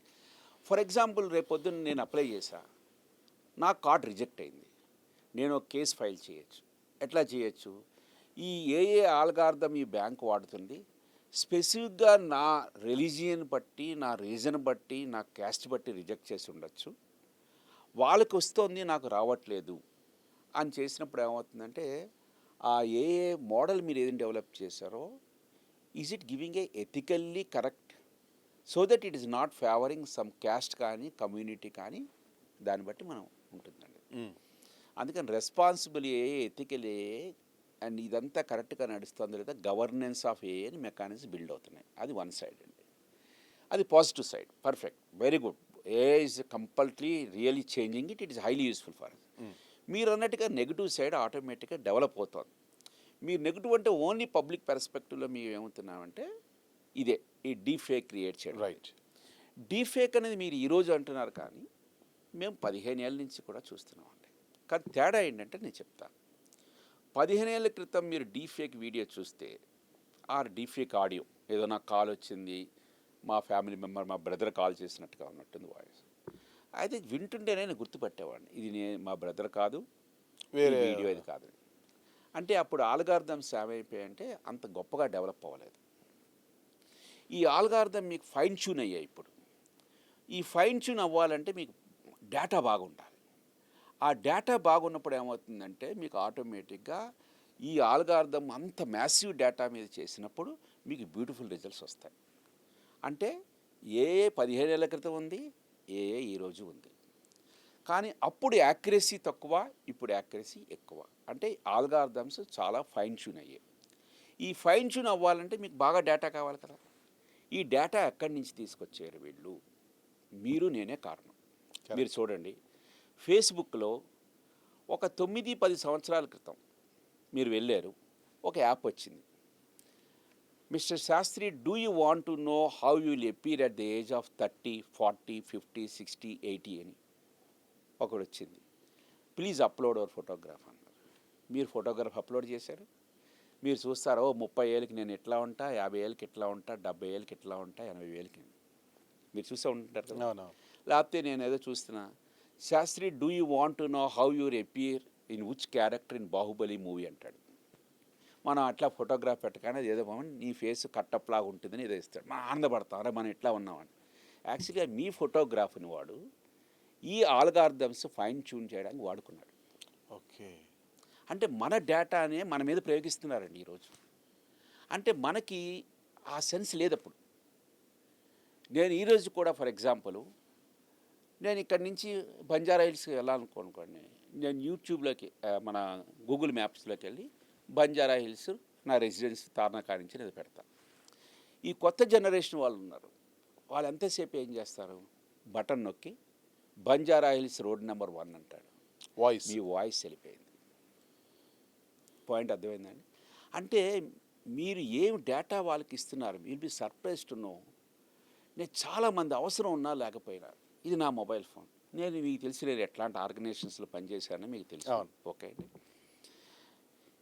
నేను ఎప్పుడు కూడా నా మొబైల్ ఫోన్కి పాస్వర్డ్ అవసరమా అని నేను అనుకోలేదండి. ఓకే. ఈరోజు కూడా మీరు యాక్సెస్ చేసుకోవచ్చు, నా మొబైల్ ఫోన్కి పాస్వర్డ్ ఉండదు. ఓకే, అంటే నేను అంత గొప్ప వ్యక్తి పాస్వర్డ్ పెట్టే అంత గొప్ప వ్యక్తి నేను అనుకోను, అంటే అందులో అంత గొప్ప డేటా లేదని. రైట్. చాలామంది ఏం చేస్తారు, ఊరికే ఫింగర్ ప్రింట్ పెడతారు. చూసా బయోమెట్రిక్ డేటా ఈస్ గోయింగ్. ఆ బయోమెట్రిక్ డేటా మొబైల్లో ఒకవేళ కొన్ని కంపెనీస్ లాగే అనుకోండి, మీ డేటా పోయినట్టే. మీరు సార్ ఈ జాగ్రత్త లెక్కన ఇక్కడ ఒక చిన్న doubt sir, sorry to interrupt you. ఒక రకంగా ఇప్పుడున్న ప్రతి ఒక్కళ్ళు almost all digitally connected. Correct. వాళ్ళ డేటా మొత్తం ఆల్రెడీ ఉంది. అదే నేను ఇంకా మీకు కొన్ని పాయింట్స్ చెప్తాను, మీరు అక్కడే ఆపేమాట, ఎందుకంటే దాని కంటిన్యూషన్. Please please please. మనం ఇక్కడ left and right diagnostic laboratories ఉంటాయి, వెళ్తాము బ్లడ్ గ్రూప్లు ఇచ్చేస్తాము, ఎట్లా చేసేస్తాము. గత 2 సంవత్సరాలు మీరు గూగుల్లోకి వెళ్ళి కొట్టండి, చాలా డయాగ్నోస్టిక్ ల్యాబొరేటరీస్ ఓనర్స్ తెలియకుండా డేటా లీక్ అయిపోయింది. Oh my god. Insurance companies data leak అయిపోయింది, మీరు గూగుల్లో కొట్టినా కూడా తెలుస్తుంటుంది. సపోజ్ ఒక 20 కోట్ల ఇండియన్ మనుషులది మెడికల్ రికార్డ్స్ పోయాయి అనుకుందాం. అంటే వాడికి అందరూ ఏమక్కర్లేదు అనమాట, Sastri Hyderabad, Krishna Hyderabad, O positive blood group, AB group అని అట్లా పోయింది అనుకుందాం. బ్లడ్ గ్రూప్ అయితే మినిమం చేపిస్తారు. అవునవును. దాని ప్రకారం దాన్ని అనలిటిక్స్ చేసి ఒక హైదరాబాద్లో ఓ పాజిటివ్ బ్లడ్ గ్రూప్ వాళ్ళు ఎక్కువ ఉన్నారని లెక్క పెట్టాడు వాడు, ముంబైలో ఏబీ పాజిటివ్ ఉన్నవాడు ఎవడో ఎక్కువ ఉన్నాడని లెక్క పెట్టాడు. ఆ కంట్రీ ఒక కోవిడ్ టైప్ ఆఫ్ వైరస్ని తయారు చేసి ఓ పాజిటివ్ ఇంపాక్ట్ అయ్యేట్టుగా చేస్తే చాలామంది హైదరాబాద్లో చచ్చిపోవడానికి ఆస్కారం ఉంది. దీన్ని బయో వెపన్ ప్రోగ్రామ్ అంటారు, మేము బయో వార్ అంటాం యాక్చువల్గా. అంటే మనం మన డేటాని ఎవరు ఎక్కడ ఎట్లా వాడుతున్నారో ఎవరికి తెలియదు. ఆ పాయింట్ ఐ వాంట్స్, అదే నేను చెప్పేది. మనం ఇష్టం వచ్చినట్టుగా డేటాలు ఇవ్వడం మొదలుపెట్టాం, మనకేమీ లేదు. నేను ఎవరైనా ఫ్లైట్లో వెళ్తున్నాను నిన్న ఢిల్లీకి, నా పక్కన ఎవరో కూర్చున్నారు, వాడు సరదాగా ఏం చేస్తారు సార్ అంటే, నేను ఏదో ఆస్ట్రాలజర్ అన్నా. అంటే నేను టు బి ఫ్రాంక్ ఏదో ఆస్ట్రాలజీ బుక్ అయితే చదువుతున్నట్టు ఏదో నోట్ అంతే. వాడు ఎంతకాలం చేస్తానంటే, నేను ఏదో సరదాగా 15 years నుంచి చేస్తున్నాను అన్నాడు. వాడు నేము, వాళ్ళ ఫాదర్ నేము, పుట్టిన ఊరు, వాడి నక్షత్రము, రాశి అన్నీ చెప్పేసి, సార్ ఢిల్లీ వచ్చే లోపల నాకు ప్రమోషన్ వస్తుందో లేదో చెప్పమని. అంటే మనం అడగందే డేటా ఇచ్చేస్తుంది మన కల్చర్. అన్ఫార్చునేట్గా ఈ డేటా ఇవ్వడం అన్నది ఎవరు ఏ డేటాను వాడుతున్నారో ఎవరు తెలియట్లేదు. అంటే ఈ సోషల్ మీడియాలో కూడా ప్రాబ్లం అయిపోతుంది. మీరు అన్న ఇప్పుడు డీఫేక్ ఏమైనా వచ్చిందని, ఈ డీఫేక్ ఆల్గారిథమ్స్ అవన్నీ ఎట్లా బాగా బిల్డ్ చేశారా అంటే, ఈ మనం అప్లోడ్ చేసిన డేటాను అందరూ వాడారు. మన కన్సెంట్ తీసుకున్నారంటే ఆన్సర్ ఎస్. మీరు ఏవైతే యాప్ నువ్వు 40 ఏళ్ళకి ఎట్లా ఉంటావు, 50 ఏళ్ళకి ఎట్లా ఉన్నా మీరు డౌన్లోడ్ చేసి మీరు ఫోటో పెట్టినప్పుడు అది కొన్ని క్వశ్చన్స్ అడుగుతుంది కింద, మనం ఎవరు చదవం, అది టిక్ మార్క్ కొట్టేస్తాం. ఆ టిక్ మార్క్ కొట్టేసి మన ఇంట్రెస్ట్ ఏంటి, నేను 80 ఏట ఎట్లా ఉంటావో చూసుకోవడానికి, ఎవరే నాకు ఇట్లా ముడతలు పడతాయి, వైట్గా ఫేస్ వస్తుందని ఇట్లా ఇట్లా అనుకుంటాం అన్నమాట. ఆ డేటాను వాళ్ళు చేసి ఈరోజు ఈ ఆల్గారిథమ్స్ డెవలప్ చేశారు సార్. ఓకే, నేను ఇదంతా ఎందుకు చెప్పవలసి వచ్చిందంటే, ఇప్పుడున్న ఆల్గారిథమ్స్ ప్రకారం ఒక నార్మల్ మనిషి డిటెక్ట్ చేయడం చాలా ఇంపాసిబుల్ అండి. మీరు రాసుకోండి, ఎందుకంటే ఇది వరకు కనీసం కొద్దిగా ఐడియా ఉంటే చేయొచ్చు. లిప్ మూమెంటు, సింక్రనైజేషన్, వాయిస్ అవి సింక్రనైజేషన్ సరిగ్గా లేకపోతే చేయొచ్చు. కానీ ఈరోజు అంత బ్యూటిఫుల్ ఏ ప్లాట్ఫామ్స్ వచ్చాయి, excellent large language models build చేశారు, సూపర్బ్ ఆల్గారిథమ్స్ ఉన్నాయి. దాని మూలంగా కామన్ మ్యాన్ అన్నది డిటెక్ట్ చేయడం చాలా కష్టం అండి. రైట్, ఇది ఎంత ఎక్స్ట్రీమ్ కూడా నేను చెప్తా. కోర్టులో మీరు ఇదివరకు చాలా కేసెస్లో చూసుంటారు, ఒక వీడియోలో ఎవరైనా ఒక వ్యక్తి ఇంకో వ్యక్తికి ఏదైనా చేస్తున్నప్పుడు డబ్బులు ఇస్తున్నట్టు, కరప్షన్ కేసెస్లోనూ సూట్ కేసులు ఇస్తున్నట్టు ఉన్నాయనుకోండి, దాన్ని కోర్టులో ప్రొడ్యూస్ చేసేవారు, చేసి ఇది ఒక ఎవిడెన్స్ కింద చూపించేవారు. ఈ రోజుల్లో అది నిలబడట్లేదండి. ఎందుకంటే మీరు అది ప్రూవ్ చేయడం చాలా కష్టం, ఎందుకంటే 99% యాక్యురసీ ఉంటుంది. అందుకే వీడియో, ఆడియో కోర్ట్ ప్రూఫ్స్లో మీకు ఎప్పుడైనా సాఫ్ట్వేర్ యూజ్ చేస్తున్నప్పుడు ఇది వాళ్ళ వాయిస్ అంటే అది ఏం చేస్తుందంటే 90% మ్యాచ్ అయినట్టు ఇస్తుందండి. 100% మ్యాచ్ ఎప్పుడు ఇవ్వదు, ఏది కూడా 100% మ్యాచ్ జరగదు. ప్యాటర్న్ రికగ్నిషన్ టెక్నిక్ అంటాం. 90% జరిగినప్పుడు నన్ను మీరు చెప్పారనుకోండి, అంటే 10% జరగనట్టే కదా. అంతే కదా. అందుకని బెనిఫిట్ ఆఫ్ డౌట్ ఎప్పుడు ఎవరికి ఇస్తారు, ఎక్యూజర్కి ఇస్తారు. కరెక్ట్. అందుకే ఈ ఏఏ రావడం మూలాన ఏమవుతుందంటే కూడా చాలా కేసెస్ కోర్టులో ప్రూవ్ చేయడం కూడా కష్టమైపోతుంది. ఇది ఏఐ జనరేటెడ్ అవునా కాదా అని చెప్పినప్పుడు 70% మ్యాచింగ్, 80% మ్యాచింగ్ అంటుంది. 100% మ్యాచింగ్ అని, నాట్ మ్యాచింగ్ అని చెప్పలేదు అదండి. అందుకని లీగల్గా కూడా దీని మీద ప్రాబ్లమ్స్ వస్తాయి. అందుకే చెప్పా, కేసు ఫైల్ చేయడం ఒకటి, అల్టిమేట్గా ప్రూవ్ చేయడం ఒకటి, మనలో డిఫికల్టీస్ చాలా ఎక్కువ ఉంటాయి. సో కామన్ మ్యాన్ దీన్ని డిటెక్ట్ చేయడం చాలా కష్టం అండి. సో వాడికి ఒక వీడియో వస్తుంది, ఏదో డబ్బులు ఇన్వెస్ట్ చేయమంటారు, ఇన్వెస్ట్ చేసేస్తాడు, అయిపోతుందండి అంతగా చెప్పి. అందుకే ఏంటంటే ఈ ఆల్గారిథమ్స్ యూజ్ చేసి మీరు డిటెక్ట్ చేయలేరు కాబట్టి, ఏవైతే ఇంటర్మీడియటరీస్ ఉన్నాయో, ట్విట్టర్ కానీ అవ్వచ్చు, ఫేస్బుక్ కానీ అవ్వచ్చు, యూట్యూబ్ కానీ అవ్వచ్చు, వాళ్ళకి ఎనఫ్ ఫండ్స్ ఉన్నాయి కాబట్టి వాళ్ళే రికగ్నైజ్ చేసి, వాళ్ళే దీన్ని డిటెక్ట్ చేసి దాన్ని స్ప్రెడ్ చేయడం ఆపగలిగితే మనం ఆప్ చేయొచ్చు. కానీ కామన్ మ్యాన్ను వీటి బట్టి డిటెక్ట్ చేయడం చాలా కష్టం అండి, చాలా కష్టం, మర్చిపోవచ్చు. ఒక రకంగా మీరు చెప్పడం ఏంటంటే ఈ డిజిటల్ ప్రపంచం నుంచి సామాన్యుడు కాదు, ఎవడు కాదు, తప్పించుకోలేవు. ఇప్పుడు తప్పించుకోవాలి, పూర్తిగా కనెక్ట్ అయిపోయి ఉన్నాం. ఎవరికి వారు మనం మన మనుగడతో మనమే కాపాడుకోవాలి. Thanks a lot sir. చాలా అసలు పెద్ద అవేర్నెస్ ఇచ్చారు నిజంగా చెప్పాలంటే. Thank you very much. So it's really wonderful having you here sir. Right, thanks a lot for coming to Sakshi sir. Thank you very much. Thanks. నమస్తే సార్. మనం పిడికిట గుట్టు అనేది పిడికిట్లో ఉన్నప్పుడు వరకే గుట్టు, అంతే గుట్టు. ఇలా ఇప్పేస్తున్నాం మనం. ఇప్పుడు మన గుట్టు అంతా రట్టవుతోంది. అంటే మన వ్యక్తిగత జీవితం కూడా పూర్తిగా అందరి చేతుల్లోకి వెళ్ళిపోయింది. మనకు మనం జాగ్రత్త పడాలి. That's all for today. This is Harikrishna signing off for Sakshi Digital.